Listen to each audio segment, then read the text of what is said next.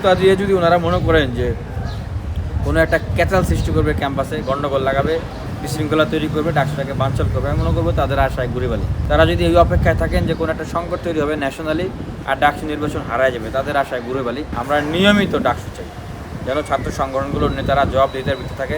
আমরা মোটেই আতঙ্কিত বা বিচলিত নয়। যেই শিক্ষার্থীরা স্নাইপারের সামনে বুক পেতে দিয়েছে, আওয়ামী লীগের হকি স্টিক রামদাস সামনে বুক পেতে দিয়েছে, রিমান্ডে গিয়েছি, অত্যাচারের শিকার হয়েছি, তাদেরকে ককটেল ফুটিয়ে ভয় দেখানো সম্ভব না। ডাকসু নির্বাচন নিয়ে আমাদের পরিকল্পনা বলতে দেখতেছেন যে প্রত্যেকটা ধাপ আসলে আন্দোলন করে করে আগাতে হচ্ছে।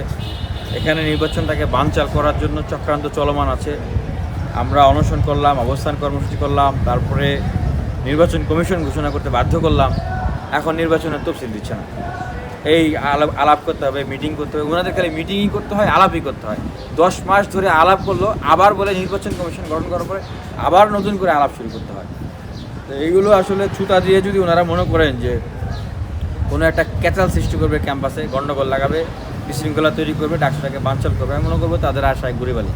তারা যদি এই অপেক্ষায় থাকেন যে কোনো একটা সংকট তৈরি হবে ন্যাশনালি আর ডাকসু নির্বাচন হারায় যাবে, তাদের আশায় ঘুরে বালি। আমরা শীঘ্রই তফসিলের দাবিতে আমরা আবারও মাঠে নামব।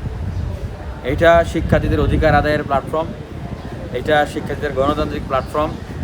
নতুন করে আবারও দখলদারিত্ব তৈরি হবে ক্যাম্পাসগুলোতে, পেশিশক্তি কালো টাকার রাজনীতি ক্যাম্পাসগুলোতে ছড়িয়ে পড়বে। আমরা সেটা হতে দেব না। আমরা নিয়মিত ডাকসু চাই, যেন ছাত্র সংগঠনগুলোর নেতারা জবাবদিহিতার ভিতরে থাকে এবং বিশ্ববিদ্যালয়টা, আমরা যেটা বলতে চাই যে no more politics, no more violence, make the DUCSU for academic excellence. আর অতি রাজনীতি আর ভায়োলেন্স আমরা চাই না। আমরা চাই বিশ্ববিদ্যালয়টা একটা একাডেমিক একটা জায়গা হোক, এক্সেলেন্সের জায়গা হোক, রিসার্চের এক্সেলেন্সের জায়গা হোক, এটা কর্মমুখী বিশ্ববিদ্যালয় হোক। পড়াশোনা করার পরে শিক্ষার্থীরা যেন ভালো ভালো জায়গায় তারা কাজ করতে পারে, তাদের যেন চাহিদা তৈরি হয়। আমরা সেরকম একটা বিশ্ববিদ্যালয় চাই। দেখেন ককটেল ফাটাইলো, মিছিল করে গেল, আবার আরেক গ্রুপ বলতেছে পরিবেশ নাই, পরিস্থিতি নাই, সময় লাগবে, বিশ্ববিদ্যালয় প্রশাসনের সক্ষমতা নাই। এই যে নানান অজুহাত, তারাই তো আসলে মূলত বিভিন্নভাবে এই ডাকসু নির্বাচনকে বানচাল করার জন্য কাজ করতেছে প্রকাশ্য আলো।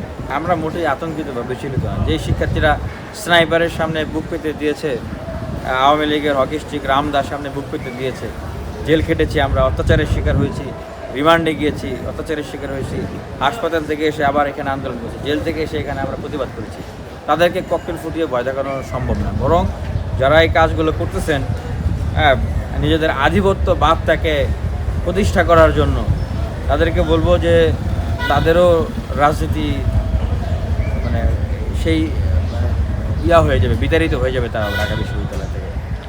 আগামী নির্বাচনে আপনি প্রার্থী হচ্ছেন কিনা?